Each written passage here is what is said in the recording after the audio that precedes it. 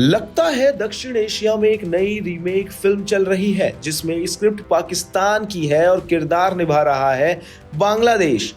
फर्क बस इतना है कि पहले रोल शहबाज शरीफ निभा रहे थे और अब उसी राह पर चलते दिख रहे हैं बांग्लादेश के अंतरिम मुखिया मोहम्मद यूनुस। यानी जो काम पाकिस्तान सालों से करता आया है वही अब बांग्लादेश बड़े गर्व से दोहराता नजर आ रहा है। आपको बताते हैं विस्तार से। दरअसल अंतरराष्ट्रीय मंच पर मुस्लिम मुद्दों के नाम पर खुद को रेलेवेंट साबित करने की कोशिश। ताजा मामला गाजा पट्टी का है। पाकिस्तान के बाद अब बांग्लादेश ने भी गाजा में प्रस्तावित शांति बल यानी कि पीस फोर्स में अपनी सेना भेजने की इच्छा जता दी।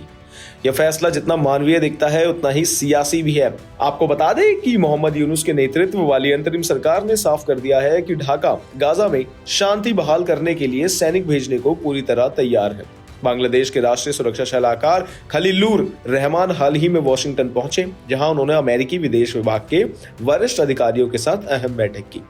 इन बैठकों में उन्होंने खुलकर कहा कि बांग्लादेश गाजा में सेना तैनात करने को तैयार है।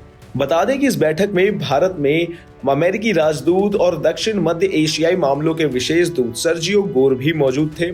हो सकता है अमेरिका ने बांग्लादेश को गाजा में स्थिरता बल के लिए सैनिक भेजने के लिए मामले में हरी झंडी दे दी हो।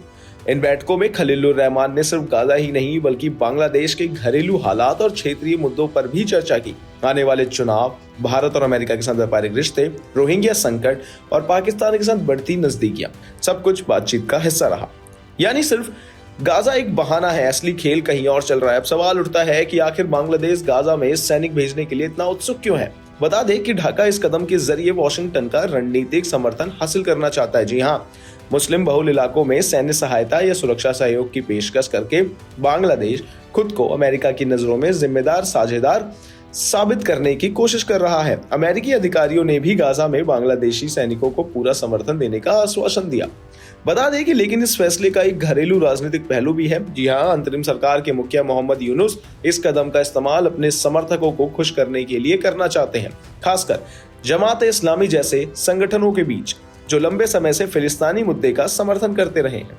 गाजा के नाम पर सेना भेजने का ऐलान कर यूनुस अपने कट्टर समर्थकों को संदेश देना चाहते हैं कि वह इस्लामी मुद्दों पर मजबूती से खड़े हैं। यह साफ समझ आता है कि ट्रंप की गाजा शांति योजना का समर्थन करके मोहम्मद यूनुस भी पाकिस्तान के सेना प्रमुख आसिम मुनीर की तरह अमेरिका के पसंदीदा बनने की कोशिश कर रहे हैं। पाकिस्तान की तरह बांग्लादेश भी यह दिखाना चाहता है कि वो मुस्लिम दुनिया में अमेरिका का भरोसेमंद सहयोगी बन सकता है। गौर करने वाली बात यह भी है कि बांग्लादेश में 12 फरवरी को चुनाव है। ऐसे में गाजा में सेना भेजने का प्रस्ताव और अमेरिका के साथ उच्च स्तरीय बातचीत सिर्फ विदेश नीति नहीं बल्कि चुनावी रणनीति का भी हिस्सा मानी जा रही है, क्योंकि इस पूरे कदम का मकसद गाजा में सैनिक भेजने से ज्यादा अंतरराष्ट्रीय मंच पर अंतरिम सरकार को वैध दिलाना है।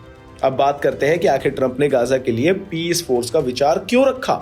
ट्रंप की 20 सूत्री शांति योजना में यह प्रस्ताव शामिल है कि पाकिस्तान समेत कुछ मुस्लिम देशों की सेना एक तय समय के लिए गाजा में तैनात की जाए।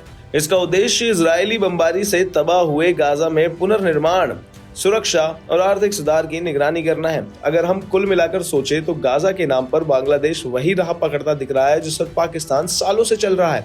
मुस्लिम भावनाओं, अमेरिकी समर्थन और घरेलू राजनीति का मिलाजुला खेल।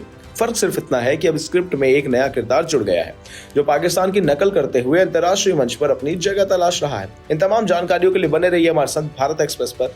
धन्यवाद।